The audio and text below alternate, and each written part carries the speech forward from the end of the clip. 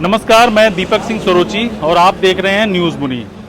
आज मैं रायबरेली के उस इलाके में हूं जिसकी खबरें कल से सुर्खियों में है। हरिओम वाल्मीकि नाम का एक व्यक्ति जिसकी पीट पीट कर हत्या कर दी गई। आरोप है कि वो दलित था, इस वजह से उसकी पीट पीट कर हत्या कर दी गई। लेकिन क्या यही सच है कि उसकी हत्या दलित होने की वजह से की गई है या वजह कुछ और थी? इस बात के खुलासे के लिए मैं पहुंचा हूं उसी इलाके में, थाना गदागंज। ये दुकानदार हैं जो कहा गया था कि इसी दुकान पे उस आदमी को बुलाया गया था पहले और यहाँ पे बिठाया गया था। उसके बाद ही जो है यहाँ से जब वो गया तो बाद में उसके साथ ये सारी मारपिटाई की घटना हुई थी। आपका नाम सर? जी दिनेश कुमार यादव। दिनेश कुमार। दिनेश जी, क्या हुआ था उस दिन? जी उधर से 50-60 लोग उस आदमी को लेके आए, यहाँ बैठाया। हम लोगों ने गदागंज प्रभारी को फोन किया। फोन करने के बाद वहाँ से कॉल आई। कॉल आने के बाद दरोगा नहीं पहुँचे। उन्होंने कहा कि इसको मारना पीटना मत, इसको कोई छुआ भी नहीं। 112 डायल की गई, 112 आई यहाँ पे। उनको उसमें से 2 होम गार्ड उतरे, उसको पूछताछ किया। उन्होंने कहा कि इसको लेके थाने चलो। प्रभारी गाड़ी से नहीं उतरे। उसके बाद वो उसको छोड़ दिया। उसके अब वीडियो भी बनाया गया, जो बयान हुए उसके। प्रभारी ने बयान लिया, गाड़ी पे बैठे बैठे वो बयान दिए। उसके बाद वो चला गया। अब हम लोगों प्रभारी ने छोड़ दिया उसको, ये जानते हुए कि विक्षिप्त है। आपने कॉल क्यों किया था पुलिस को, क्यों बुलाया था? उसको 50-60 लोग वो थे, जब इसमें मारा जाता तो हम फंसते ना यहाँ। मतलब अगर हम पुलिस को नहीं करते तो पता नहीं, आपको क्यों लगा कि उसको मारा जाएगा? नहीं, वो मारा नहीं, उसको पकड़ के एक आधा किलोमीटर दूर से लाए लोग। अच्छा, 50-60 लोग उसको पकड़ के लाए गए थे। अच्छा, तो उसमें अब हम क्या करें? हमारा तो भाई एक कर्तव्य था कि हमको पुलिस को अवगत कराना, नहीं तो हमारे मत्थे जाता। तो आपने वो देखा इस तरह की स्थिति तो आपने पुलिस को कॉल किया। लेकिन पुलिस वो सब देखते हुए चुपचाप चली गई। नहीं आई। तो फिर 112 को कॉल किया गया, 112 आई। ये थी हकीकत, घटना ये थी। तो उसके बाद क्या हुआ फिर? वो जब चला गया, फिर उसके बाद हमको कुछ नहीं मालूम क्या हुआ। तो वो जो हरिओम वाल्मीकि था, जब वो पुलिस छोड़ के चली गई तो उसके बाद वो कहाँ गया? यहाँ से हम पूरब दिशा को चला गया। उसको कहाँ ले गए, थोड़ी दूर तक का पुलिस पीछे गाड़ी लगा के गए। उसके बाद हमको कुछ मालूम नहीं कहाँ गया, कहाँ नहीं गया। उसके बाद ये खबर मिली कि वहाँ हत्या हुई। अच्छा, ये कितनी दूर होगा यहाँ से जहाँ पे हत्या हुई? ये यहाँ से 10-15 किलोमीटर है। अच्छा, तो उसको जो आपने देखा वो कैसा लगा? वो नॉर्मल था? नहीं, वो बिल्कुल नॉर्मल था। वो कुछ लोग कह रहे हैं कि मानसिक रूप से कुछ परेशान, कमजोर था। हल्का मानसिक रूप से था, कुछ बता नहीं पा रहा। तो वो केवल यही बता रहा था कि मैं फतेहपुर का रहने वाला हूँ, ऊंचाहार जा रहा हूँ। अच्छा, फतेहपुर का रहने वाला हूँ, ऊंचाहार जा रहा हूँ। अच्छा, तो इसमें अगर 112 वाले ने उसको, क्योंकि आमतौर पे उनको तो इसीलिए बुलाया जाता है ना कि आप गाड़ी में बैठो, आपको 112 वाले अगर बैठा के थाने ले गए होते, दिन में छोड़ते, तो उसकी हो सकती कि हत्या नहीं होती। अच्छा, आपसे जानना चाहूंगा कि कहा जा रहा है कि दलित होने की वजह से उसकी हत्या हुई है। हम तो यहाँ थे नहीं, कानपुर में थे। जैसे ही जानकारी लगी, सुबह वीडियो देखा, फिर बाद में पता लगी कि यहाँ ढाबे पे हुआ, तो हम अपने घर आए तो सारी जानकारी मिली। सारी जानकारियों को देखते हुए इसमें साफ साफ पुलिस की लापरवाही दिख रही है। ये चोरी का माहौल इस समय जिस हिसाब से चल रहा है, हर लोगों के गांव में हर जगह दहशत फैली हुई है कि ड्रोन का मामला है, चोरियां हो रही। इस तरीके से ड्रोन का मामला से लोगों का ध्यान सिर्फ चोरी पे जाता है। हर आदमी दहशत में है पूरे गाँव में। कोई भी एक अगर व्यक्ति रात में निकल रहा है, 50-60 लोगों ने उसको पकड़ रखा है। तो जैसे प्रशासन बुलाया गया था, प्रशासन का हक था कि उसको चोरी के माहौल के हिसाब से। मैं यही पूछ रहा था कि यहाँ पे चोरी के मामले होते रहे हैं क्या? चोरी के मामले नहीं हो रहे हैं, पर इस समय हर जगह पेपर में, न्यूज में, हर जगह अफवाहें ऐसी ज्यादा हैं कि लोग किसी को भी पकड़ते हैं, घेर लेते हैं, जानते हुए भी पुलिस को उसको थाने ले जाना चाहिए था। ये सारी चीजें घटनाएं तो आपने बताया कि यहाँ पे चोरी के मामले काफी हुए थे, ड्रोन वगैरह उड़ते रहते हैं, जिसकी वजह से हमें शक था कि कहीं ये चोर। आपने भी सोशल मीडिया पे ज्यादातर करके देखा होगा, इस समय चोरियों के ड्रोन वाला मामला बहुत ज्यादा है, चल रहा है। आपने भी ये चीज सुनी भी होंगी, देखी भी होंगी सोशल मीडिया पे। इसकी वजह से हर गांव में लोग रात में जगते रहते हैं। ये सारी चीजें हैं, इसीलिए पकड़ के उसको यहाँ पर लाया गया था कि वो पुलिस के हवाले किया जाए। ड्रोन उड़ा रहा था वो? नहीं, ड्रोन नहीं उड़ा रहा था। इस तरीके की अफवाहें चल रही हैं। क्या चोरी की अफवाहें चल रही हैं कि ड्रोन उड़ा के लोग चोरियां कर रहे हैं इस समय। ये सारी चीजें अफवाहें। कल हमारे रायबरेली में भी 2 व्यक्ति पकड़े गए लेकिन हैं वो इस ड्रोन मामले तो में। उड़ा नहीं रहा था, वो तो क्यों कुछ नहीं लोगों को उड़ा लगा रहा कि था। चोर है? वो कुछ नहीं लगा था, पर लोगों, हमारे यहाँ के लोगों ने भी एक समझदारी दिखाई, किसी ने मारा पीटा नहीं, उसको सब लोगों ने पकड़ा, पुलिस को अवगत कराया कि यहाँ से चल के आगे का, अगर हम लोग यहाँ समझदार हैं, थोड़ा नहीं मार पीट रहे हैं, कल आगे चल के कुछ हो जाता है उसके साथ। लोग हर गांव में इतना अलर्ट हैं, किसी को बाहरी को देखते हैं तो तुरंत पकड़ते हैं। अब वैसा ही आगे जाके उसके साथ ही बहुत बुरा हुआ। ऐसा तो मान लो चोर भी था, तो इस तरीके से मारना बहुत बुरा है, क्योंकि इस तरीके से अपने भारत में मारना बहुत बुरा है। संविधान में ही गलत है, किसी को इतना बेरहमी से नहीं मारा जाता है, क्योंकि उसके शरीर में पूरे काले निशान पड़ चुके थे। पहले मारते मारते कपड़े पहने था, कपड़े भी उतर गए, सारे शरीर में निशान, गले में पैर रख के, दोनों पैर बांध के बेल्ट चल रहे हैं। लास्ट में प्राण छूटते समय उसके अम्मा की आवाज आ रही, राहुल गांधी का भी नाम लिया सिर्फ। ये चीजें देखते हुए कि बहुत ही बुरा अम्मा तरीके की से आवाज मारा। आ रही है? किसकी अम्मा का भी नाम लिया था। अच्छा, तब अपनी लास्ट माँ को में, याद हाँ, किया मरते जो हुए। वीडियो में भी है, सारी चीजें हैं। इस समय वही वीडियो चल भी रहा है, जो बहुत गलत हुआ उसके साथ। इन चीजों को देखते हुए इस तरीके से उन लोगों को भी मारना भी नहीं चाहिए, पर प्रशासन की पूरी लापरवाही है। यहाँ से थाने ले जाना, किसी भी व्यक्ति को रात में अगर पकड़ा जाता है, अगर वो दलित नहीं होता तब भी उसके साथ ऐसा होता? क्या वो कमजोर वर्ग से था इसलिए उसके साथ लोगों ने भी कमजोर वर्ग में था? कमजोर वर्ग तो हमेशा ही दबाते हैं लोग, कमजोर वर्ग तो हमेशा ही दबाते हैं लोग। तो इससे तो यही लग रहा है कि वो बस वही दलित चीज था, है ही बेचारा है। कमजोर था, वही इस चीज वजह है से ही है उसको उसमें। ना तो लोगों ने सीरियसली लिया ना प्रशासन ने लिया। वही चीजें, बिल्कुल कमजोर को तो हमेशा ही लोग दबा ही देते हैं। उठने कब पाया है दलित? और जिसमें हमारे पास कल शाम को लगभग 8 बजे ननके सिंह का फोन भी आया। वो बोल रहे थे कि ये जो न्यूज़बाजी करवा रहे हो, ये सब चीजें आई हैं तुम लोग के खिलाफ। तो हमने कहा भैया क्या छपा है, अब भेजो जरा। अभी जो आप लोगों को वही स्क्रीनशॉट दिखाए थे, खनन माफिया वाला, सपा नेताओं का संरक्षण और एसएचओ को बदनाम करने की कोशिश। तो 3-4 महीने से कहीं गाड़ियां चली नहीं, बारिश में सब खड़ी थी। और बाकी हम उनसे, ननके से भी अभी ऑन कॉल रिकॉर्डिंग में बात कर सकते हैं, क्योंकि हम भी जानकारी लेना चाहेंगे।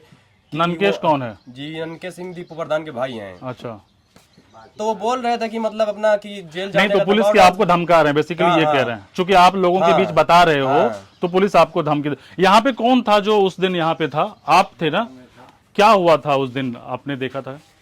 मैं गांव में था, हमारे यहाँ एक प्रोग्राम था। हमारे पास गांव में फ़ोन आया कि भैया, मतलब हमारे पिताजी ने फ़ोन किया कि आप ढाबे पे चले आओ, यहाँ एक संदिग्ध चोर के रूप में पकड़ा गया है, जिसे 100-150 लोगों ने घेर रखा है। अच्छा। इसे मार भी सकते हैं, इसलिए हमको हम जब वहाँ से आए, देखा यहाँ पब्लिक बहुत ज़्यादा है। बाद में पता चली कि मतलब थाने को फ़ोन कर दिया गया है। थोड़ी देर हमने देखा, आधा घंटा हो गया, पुलिस नहीं आई। उसके बाद हमने अपने ही नंबर से 112 को कॉल किया। हमसे पूछा गया आपका नाम क्या, हमने बता दिया श्यामू सराफ दिनेश कुमार। ढाबे पे पब्लिक एक संदिग्ध चोर के रूप में पब्लिक जो है, लोग जो है उस चोर को घेरे हुए थे। 112 आती है। उसके अच्छा, कहा यह गया कि वो चोर है? हाँ, यही बता रहे थे मतलब लोग कि ये चोर, एक अफवाह फैली हुई है कि वो चोर है, लेकिन वो मानसिक संतुलन का थोड़ा ठीक नहीं था। वो बता रहा था कि मैं फतेहपुर का रहने वाला हूँ, ऊंचा हार जा रहा हूँ, इसलिए चोर के रूप में मतलब लोग पकड़ के लाए थे। मतलब यहाँ नहीं पकड़ा गया था, आगे गांव उधनपुर है, वहाँ पर पकड़ा गया था। वहाँ से मतलब पब्लिक ही लेकर आई थी। 100-150 लोग थे जब उसे लाया गया था।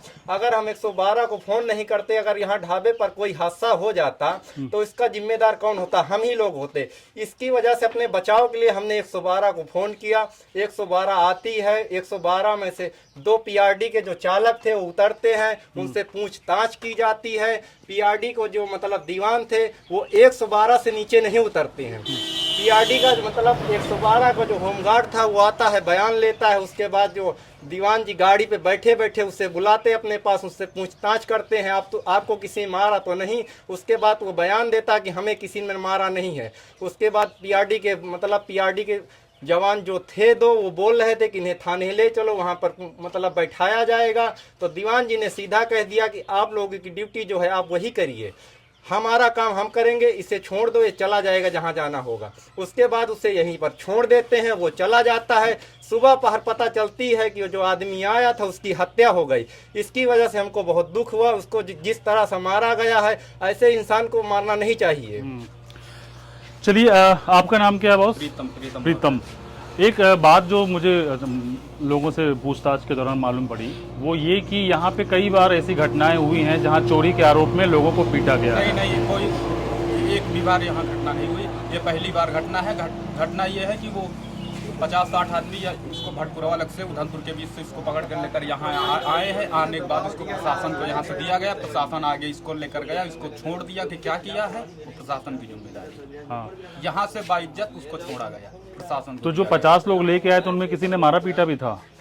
कुछ भी नहीं, खाली पकड़ के जब लेके आए थे। प्रशासन आई थी प्रशासन उससे बयान भी लिया। मतलब प्रशासन के हवाले कर दिया प्रशासन बेसिकली। के हवाले कर दिया। लोगों प्रशासन को से शक बयान था कि ये चोर हो सकता हो सकता है, है। उसने मारा पीटा नहीं, उसने नहीं, पुलिस नहीं, के नहीं। हवाले किया कि भाई आप अपना काम कीजिए, हमें शक है हाँ, कि इसने चोरी की है, आप देखिए। तो फिर पुलिस वाले ने उससे बातचीत करी और उसको छोड़ दिया।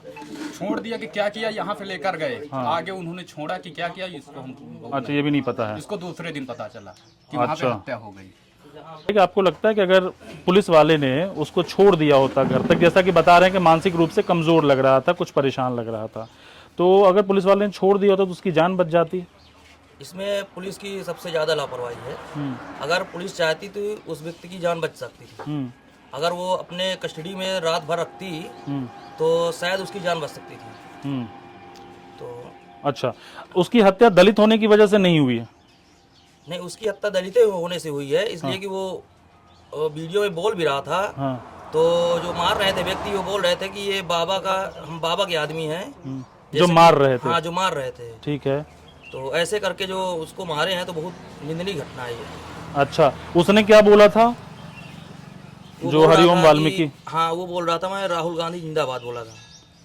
अच्छा, हाँ, जो भी था। इसी बात पे लड़ाई हुई? हाँ, लड़ाई नहीं हुई, उसको पहले से मारा था। जब मार के उसको अधमरा कर दिया था तब वो बोल रहा था कि मैं राहुल गांधी जिंदाबाद, जो भी कहा। अच्छा, इसके बारे में चूंकि आप लोग गांव के आदमी हो, कुछ बातचीत हुई होगी, किसी से पता चला होगा कि लड़ाई कहाँ से शुरू हुई थी? नहीं, लड़ाई नहीं, हम तो वीडियो के माध्यम से देखा था। अच्छा, बाकी जो लोग थे, हाँ, शाम की घटना बता सकते हैं। क्या यहाँ तो कोई लड़ाई हुई ही नहीं। यहाँ तो बुला के केवल प्रशासन को इसके हैंडओवर किया गया। तो आप लोग को जानकारी मिली कि आखिर क्यों उसको मारा गया था? वो नहीं, आगे पूछो। चोरी के आरोप में या किसी से कहा सुनी हो गई? का मैटर था, हम लोगों को आगे कुछ नहीं। जब वीडियो वायरल हुआ कि वो मार दिया गया तब हम लोगों ने जाना।